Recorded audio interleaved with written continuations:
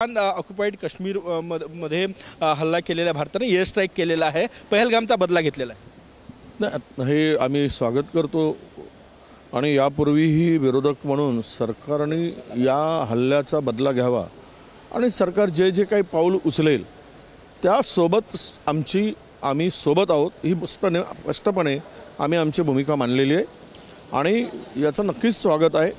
एकदा पाकिस्तानला काय तो धडा शिकवावा। वारंवार जे काय उचापतखोरी पाकिस्तान करतो आहे आणि निष्पाप लोकांचा बळी घेतो आहे याला धडा देण्याची गरज आहे आणि हा खऱ्या अर्थानं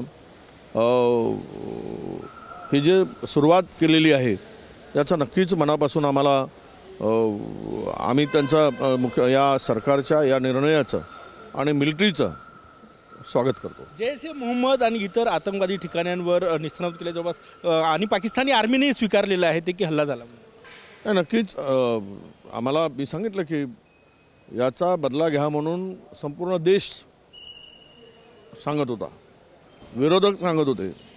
त्यामुळे सरकारने हे जे पाऊल उचललं आहे यातून पाकिस्तान धडा घेईल आणि अशी अद्दल घडवायची की पुन्हा हिंदुस्थानकडे वाकडे डोळे काढून बघायची त्यांची हिम्मत झाली नाही पाहिजे। आणि भारत शक्तिशाली देश आहे।